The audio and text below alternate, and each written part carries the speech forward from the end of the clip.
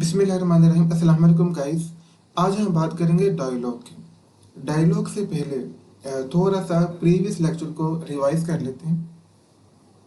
Last lecture में हमने बात की थी मेन्यूज की। बेसिकली मेन्यू क्या होती हैं? Feature of program, feature of application, list of options जो यूजर को प्रेजेंट की जाती हैं। अब मेन्यू के हमारे पास फर्दर टाइप्स होती हैं। पहली जो इसकी किस्म है वो ड्रॉप डाउन मेन्यू है। फॉर एग्जांपल, जैसे ही मैं फाइल पे, ये मेन्यू बार है, मेन्यू बार में एक मेन्यू आइटम है फाइल, मैं इस पर क्लिक करता हूँ तो एक नई विंडो, इसको हम बोलेंगे ड्रॉप डाउन मेन्यू। इसी तरह एडिट पे भी मुझे ड्रॉप डाउन मेन्यू मिला, फॉर्मेट पे भी।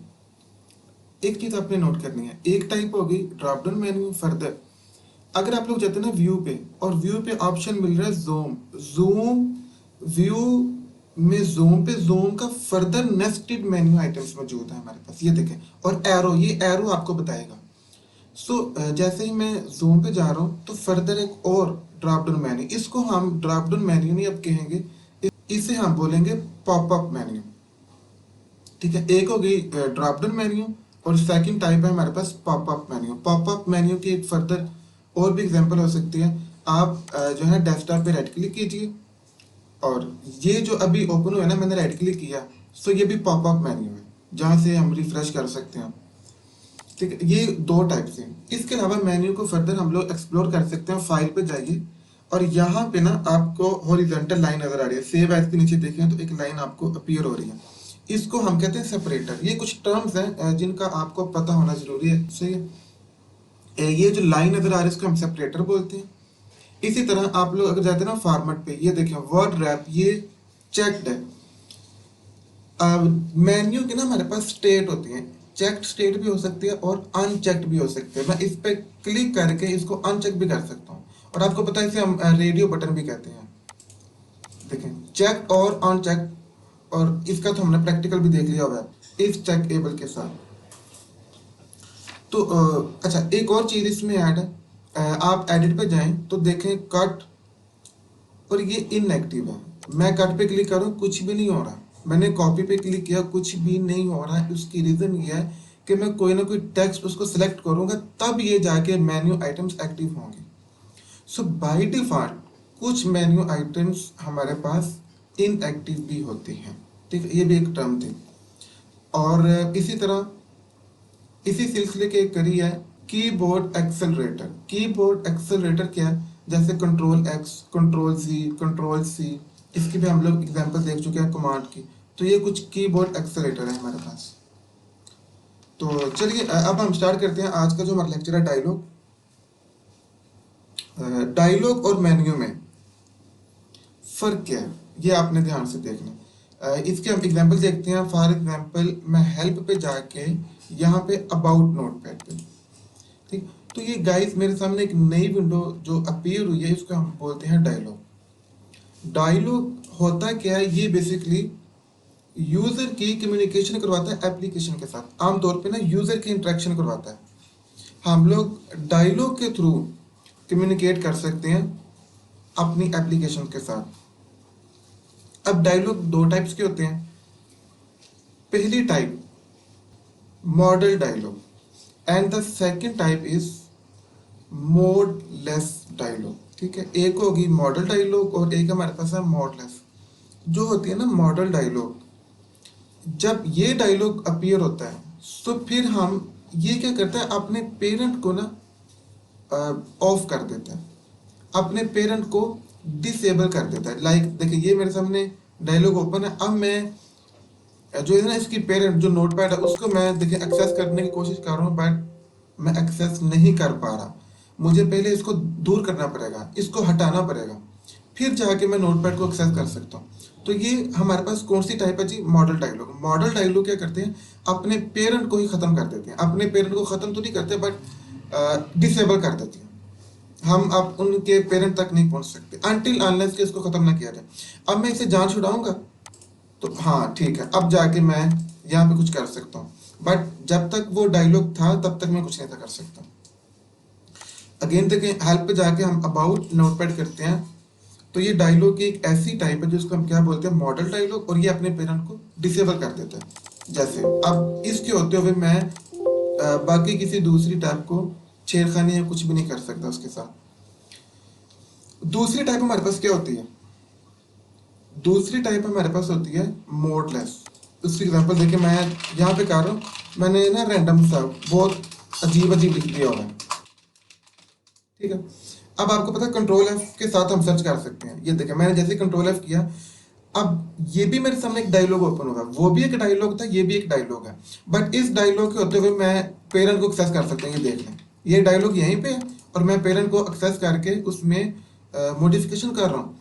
तो ये दूसरी टाइप है मोडलेस डायलॉग। मोडलेस डायलॉग अपने पेरेंट को डिसेबल नहीं करता, जबकि मॉडल डायलॉग क्या करता है, अपने पेरेंट को डिसेबल कर देता। तो ये फर्दर हमने दो टाइप्स देखी और उनकी एग्जाम्पल भी देख ली है।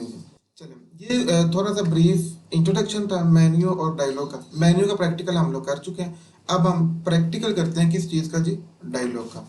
तो चले विजुअल स्टूडियो पे, अगेन वही पुरानी कहानी है, create new project, WPF application हमारे पास with C#, next, create. Okay guys, ये कुछ मज़े की चीज़ है आज हमारे सामने। ये थोड़ा सा इंटरेस्टिंग टॉपिक है। प्लेटफॉर्म हमारा रेडी हो चुका है। अब करना क्या है, टूल बार पे जाएं, एक बटन ले लें, ठीक है। ये बटन मुझे मिल चुका है, एक सेकेंड, देखें।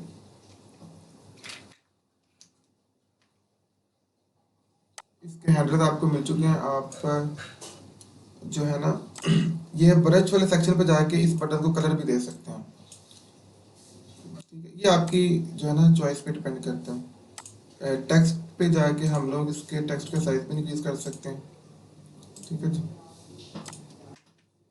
चलिए, ये एक मेरे पास है बटन। अब मैंने क्या करना है, मैंने एक जो है ना डायलॉग बॉक्स क्रिएट करना है। सिंपल सादा सा फंडा है, बटन पे डबल क्लिक कर दें और यहाँ पे हम लेंगे मैसेज बॉक्स।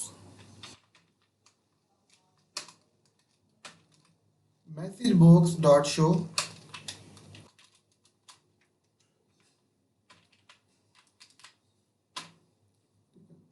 एप्लीकेशन को एग्जीक्यूट करते हैं, ठीक है जी। तो गाइस, जैसे ही मैं बटन पे क्लिक करता हूँ तो आप लोग देख रहे हैं मेरे सामने एक डायलॉग ओपन हो चुका है जिसमें हेलो लिखा हुआ है, ठीक है।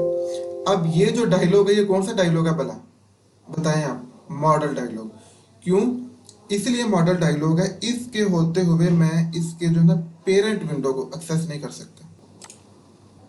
ओके गाइस, अब हम एक नई चीज़ ट्राई करते हैं। बेसिकली हम ये चाह रहे हैं कि एक विंडो से हम एक नई विंडो पे स्विच करें। उसके लिए आपने क्या करना है, ये हमारी जो है ना मेन प्रोजेक्ट, उसका नाम क्या था? WPF app 5। इस पर ऐड क्लिक कीजिए, ऐड, और यहाँ से विंडो WPF में एक नई विंडो। और आपको पता है बेसिकली ना यहाँ पे HTML में हम लोग वेब पेजेस कहते हैं।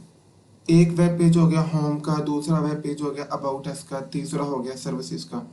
सो इस तरह यहाँ हम वेब पेज नहीं विंडो कहते हैं। सो मेरे प्रोजेक्ट में, मेरी एप्लीकेशन में मल्टीपल विंडोज हो सकती हैं। तो एक हमारी जो विंडो है ना बाय डिफॉल्ट वो मेन विंडो है। यहाँ पे मेरा कर्सर जहाँ पे ना मेन विंडो डॉट XML, ये आप लोग देख सकते हैं। तो ये मेन विंडो। अब मेन विंडो के अलावा मुझे एक नई विंडो भी चाहिए, एक नया पेज भी चाहिए आपकी भाषा में। सो एक नए पेज के लिए मैं क्या करूँगा, प्रोजेक्ट पे जाना है, राइट क्लिक करना है, ऐड, और आपने कौन सी फाइल, अब जैसे हम लोग भी चाहें तो CSS की फाइल क्रिएट कर सकते हैं, HTML की फाइल क्रिएट कर सकते हैं, ठीक है। सो इसी तरह मुझे WPF की एक नई विंडो चाहिए, इस पर क्लिक कर लेता हूँ। यहाँ से मैं फाइल नेम कोई भी रख सकता हूँ। बाय डिफॉल्ट जो है ना विंडो 1 ही हम यही रहने देते हैं। ऐड पे क्लिक कर दें,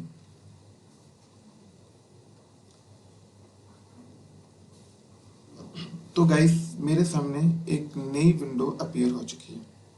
इस पे क्लिक करते हैं, ब्रश पे जाते हैं और बैकग्राउंड, ये अभी तक ना ये बैकग्राउंड की प्रॉपर्टीज मेरे सामने डिस्प्ले नहीं हो रही। उसकी रीज़न ये है, आप लोग जाएं डॉक्यूमेंट आउटलाइन पे, और ये बाय डिफॉल्ट ग्रिड है, हमने विंडो करना है। जैसे ही मैंने विंडो पे क्लिक किया तो उसकी प्रॉपर्टीज मेरे सामने अपीयर हो चुकी हैं। तो हम ना इसको कलर जो है ना सेट कर सकते हैं अपनी मर्जी का। चलिए, बस इतना ही मैंने काम करना था। इसलिए कि थोड़ा सा डिफरेंस रह सके इस विंडो में और हमारी मेन विंडो में। अब जाए मेन विंडो पे, यहाँ पे डबल क्लिक कीजिए।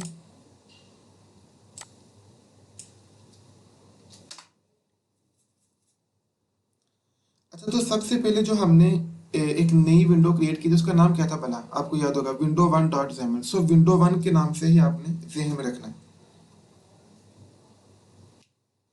जो भी नाम था यहाँ पे लिखेंगे विंडो वन, और इसके बाद इसका ऑब्जेक्ट क्रिएट करेंगे। कोई भी ऑब्जेक्ट क्रिएट कर सकते हैं, यहाँ पे डिपेंड करता है। मैं डब्ल्यू ऑब्जेक्ट क्रिएट कर रहा हूँ, इक्वल टू,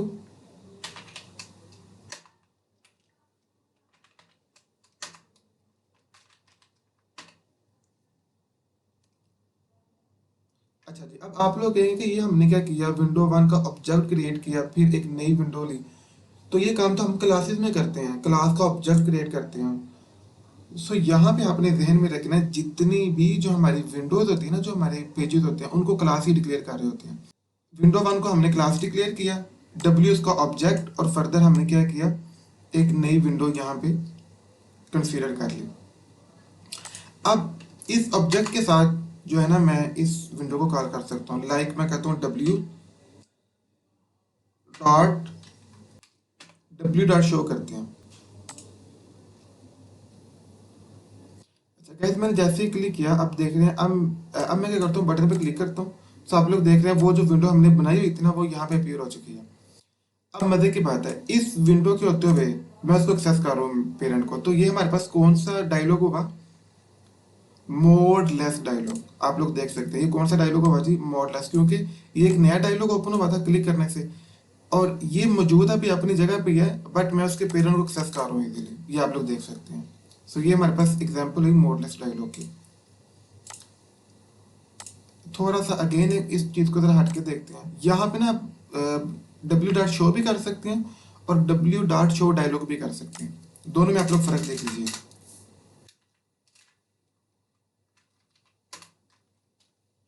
अगर मैं शो डायलॉग करता हूँ ना, तो अब ये जो हमारा डायलॉग क्रिएट होगा वो मॉडल डायलॉग होगा। मॉडल डायलॉग से मुराद क्या, अपने पेरेंट को फौरन डिसेबल कर देगा। बटन पे क्लिक किया, देखिए अब नहीं मैं उसके पेरेंट को एक्सेस कर सकता। आप लोग देख रहे हैं अब वो मुझे एक्सेस या कोई भी इजाजत नहीं दे रहा, जबकि लास्ट सीन में वो दे रहा था। सो गैस, ये कुछ गुजारिशात थी डायलॉग के लिहाज से। फर्दर हमारा जो नेक्स्ट टॉपिक है वो कॉमन डायलॉग है। कि तब तक के लिए अल्लाह हाफिज़।